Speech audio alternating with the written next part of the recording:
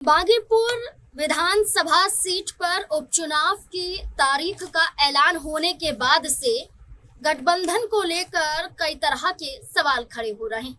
ये गठबंधन चाहे एनडीए गठबंधन हो, ये गठबंधन चाहे महागठबंधन हो, इन तमाम दलों को लेकर, गठबंधन को लेकर ये कहा जा रहा है कि क्या आपसी सहमति नजर आ रही है या उपचुनाव को देखते हुए यही आपसी सहमति बिगड़ती हुई दिखाई दे रही है। इस बीच में जहां अब तक महागठबंधन और एनडीए के बीच में मुकाबला माना जा रहा था, वहीं जन सुराज प्रमुख प्रशांत किशोर का सामने आना, खुद का चुनाव में उतर जाना, तीसरा विकल्प बन जाना, तीसरी चुनौती बन जाना, यह भी एक बड़ा सवाल बन गया है कि क्या प्रशांत किशोर उस सीट पर कब्जा कर पाएंगे जो 2025 के विधानसभा चुनाव में अपनी पार्टी को एक भी सीट नहीं जिता पाते हैं।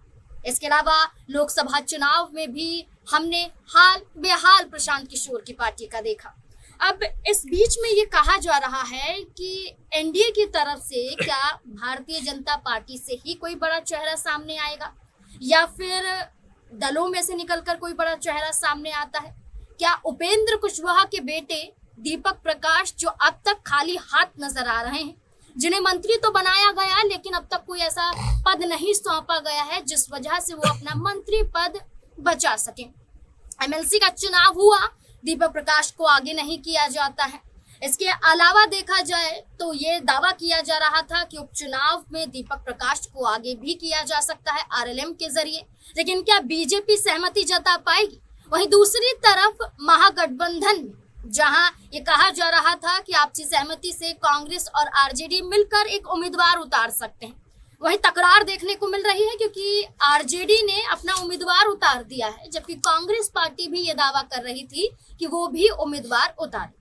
तो क्या महागठबंधन टूटने की कगार पर है? क्या एनडीए भी टूटने की कगार पर है? आखिरकार बिहार में चल क्या रहा है, इसी पर चर्चा करेंगे। हमारे साथ हमारे वरिष्ठ सहयोगी अमन जी मौजूद हैं। सर, बांकीपुर विधानसभा सीट को लेकर आपका क्या कहना है? पहले बात हम महागठबंधन की करते हैं। बात है कि ये कहा जा रहा था कि गठबंधन मिलकर एक दल से एक उम्मीदवार उतर जाएगा आपसी सहमति से, लेकिन आपसी सहमति नजर नहीं आ रही है। जहां आरजेडी के मुख्य प्रवक्ता शक्ति सिंह यादव ये कहते हैं कि वो अपनी पार्टी को उतारेंगे, वहां मजबूती से तैयार हैं जमीन पर उतरने के लिए। वहीं कांग्रेस के प्रवक्ता असीत नाथ तिवारी ये कहते हैं कि बांकीपुर सीट पर कांग्रेस का दावा सबसे मजबूत बनता है, इस सीट पर कांग्रेस पार्टी का उम्मीदवार होना चाहिए। लेकिन अचानक से आरजेडी ने जो उम्मीदवार उतार दिया रेखा गुप्ता के जरिए, क्या कहना है कि आरजेडी ने एक बड़ा झटका कांग्रेस को दे दिया? देखिए, जाहिर बात है क्योंकि गठबंधन में हमेशा आपस में बैठकर बातचीत होती है और उसके बाद में कोई भी प्रत्याशी तय होता है और होना भी चाहिए, क्योंकि जब गठबंधन आप करते हैं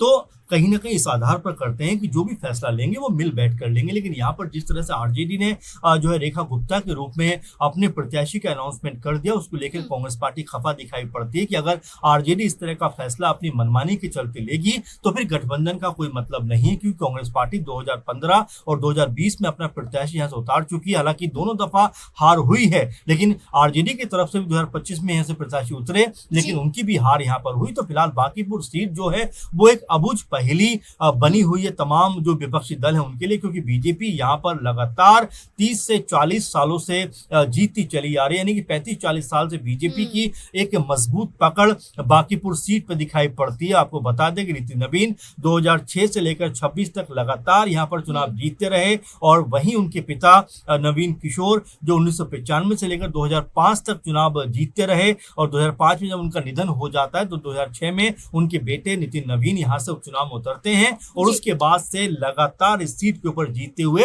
दिखाई पड़ते हैं। तो ऐसे में यहाँ बीजेपी के लिए जो क्या कह सकते हैं स्थिति है बहुत माकूल है, उनकी बहुत सेफ सीट मानी जाती है। और दो तीन नाम आपने लिए, जिसमें आपने दीपक प्रकाश का नाम लिया, क्योंकि देखिए वो मंत्री भी है और जाहिर बात है कि उनको दो दफा मंत्री बनाया गया। जब नीतीश सरकार में मंत्री बने, फिर सम्राट चौधरी बनते, फिर मंत्री बने, और दोनों दफा वो कोई भी सदन के सदस्य नहीं थे, ना विधान परिषद के और न हम्म। विधानसभा के, बल्कि उनके ऊपर एक सवाल भी उठा कि आखिर ये कैसे बन सकते हैं। अदालत में ही मामला गया, कोर्ट ने भी पूछा कि भाई दो दो बार आखिर इनको मंत्री क्यों बनाया गया, जबकि एक दफा भी अभी तक भी वो ना एमएलसी हैं और ना ही एमएलए हैं। तो हो सकता है कि क्या बीजेपी इस सेफ सीट से, इस मजबूत सीट से क्या दीपक प्रकाश को उतार सकती है? संभावना हालांकि बहुत कम है, क्योंकि बीजेपी जरूर अपना चेहरा यहां से उतारेगी जो उनकी पार्टी से हो, लेकिन एक संभावना के तौर पर देखा जाए जीती जिताई सीट है बीजेपी की जी। और बीजेपी नहीं चाहेगी कि ये सीट वो अपने हाथ से बिल्कुल। गवाए। जी। लेकिन दीपक प्रकाश से जी। ज्यादा उनके पिता उपेंद्र कुशवाहा की बात करें, वो ज्यादा यहाँ पर एक तरह से चैलेंज कर रहे हैं भारतीय जनता पार्टी को। जी। कई बार उनके बयान सामने आते हैं। हमने ये तक भी देखा जब पवन सिंह को एमएलसी बनाया गया तो उनकी नाराजगी साफ तौर पर जाहिर होती है। उनके बेटे के जरिए जहां मंत्री लिखा जाता है वो भी हटा दिया जाता जी। है। तो यहाँ वो नाराजगी बता रहे हैं कि भारतीय जनता पार्टी ने उन्हें मौका दे दिया, लेकिन उस मौके को बचाने के लिए जी। कोई अवसर यहाँ पर वो देते हुए नजर नहीं आए। जाहिर बात है, क्योंकि यहाँ पर आप देखेंगे कि मंत्री वो हैं और जाहिर बात है किसी भी सदन के सदस्य नहीं है, तो बिल्कुल उनको होना चाहिए। और उपेंद्र कुशवाहा ने ये बात पहले भी कही थी कि देखिए शॉर्ट टर्म के लिए मैंने जो मेरे बेटे का नाम आगे नहीं किया था, बल्कि उन्होंने कहा कि मैं ये सोचता था, मैंने ये जो है बातचीत की थी एनडीए कांग्रेस से कि आपको बेटे को मंत्री बनाया जाता है तो पूरे टर्म के लिए बनाया जाएगा। तो ऐसे में उनका जो ये कहना है कि उनको जो अभी बिलीव है कि उनका बेटा लगातार जो है मंत्री बना रहेगा, लेकिन क्या यहाँ पर उनके बेटे को मौका मिलता हुआ दिखाई पड़ेगा? क्योंकि ये उनके लिए मेरे ख्याल से अंतिम पड़ाव होगा जहां पर वो चुनाव में जाकर जीत दर्ज करते हैं तो मंत्री बने रह सकते हैं। लेकिन अगर यहाँ पर उनको जो है मौका नहीं मिला तो बिल्कुल उनका जो पद है वो खाली होता हुआ दिखाई पड़ेगा। उनका पद अगर खाली होता है तो हो सकता है कि आरएलएम की तरफ से ही किसी विधायक को ये मिले। हालांकि उनकी मां का नाम भी इसमें चल रहा है, क्योंकि उपेंद्र कुशवाहा की पत्नी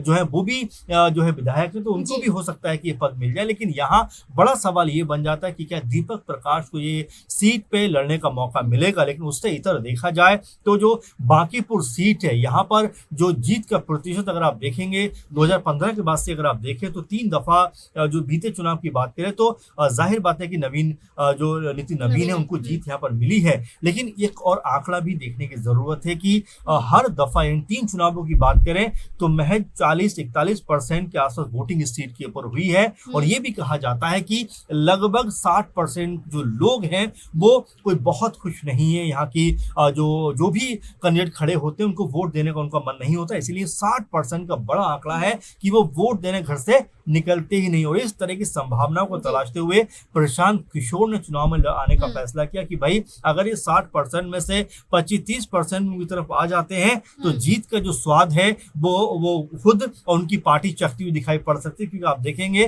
कि विधानसभा चुनाव में लगभग सीटों के ऊपर चुनाव लड़ा, लेकिन एक भी सीट जो जनसुराज जीत नहीं पाई। तो यहाँ पर उनके लिए मौका है कि वो चुनाव में उतर तो गए हैं और जो 60% का आंकड़ा है जो वोट नहीं डालते, हो सकता है उनको रिझाने का काम करें और उनके पक्ष में माहौल बनता हुआ दिखाई पड़ जाए। बिल्कुल, यहाँ पर जैसे कहा गया कि महागठबंधन में एक तकरार देखने को मिली, वहीं एनडीए के बीच में एक बड़ी चुनौती है कि आखिरकार किस चेहरे को वो आगे करेंगे। क्योंकि बीजेपी मानती है कि ये उनका मजबूत गढ़ है और गढ़ हाथ से गया तो एक भारी चूक यहाँ पर भारतीय जनता पार्टी की हो सकती है। लेकिन वहीं उपेंद्र कुशवाहा के बेटे को मौका नहीं दिया गया तो उपेंद्र कुशवाहा अपनी पार्टी के साथ मिलकर कुछ बड़ा कदम भी उठाने के लिए तैयार हो सकते हैं भारतीय जनता पार्टी गठबंधन के खिलाफ। अब यहीं प्रशांत किशोर का उतर जाना, जैसा कि सर ने कहा कि चुनौतीपूर्ण है, क्योंकि खुद वहां की जनता, वहां के वोटर्स नाराज हैं और ऐसे में प्रशांत किशोर माहौल, हालात बदल सकते हैं। अब देखना होगा कि क्या होगा, क्या फैसला लिया जाएगा अब एनडीए गठबंधन की तरफ से, क्योंकि महागठबंधन की तरफ से ना चाहते हुए भी, आपसी सहमति ना बनते हुए भी उम्मीदवार तो उतार दिया गया है। अब देखना होगा एनडीए में क्या होगा। आपको क्या लगता है, उपेंद्र कुशवाहा को भारतीय जनता पार्टी खुश करेगी उनके बेटे को मैदान में उतार कर या फिर नहीं? क्या लगता है आपको? आप अपनी राय हमारे साथ जरूर साझा करें।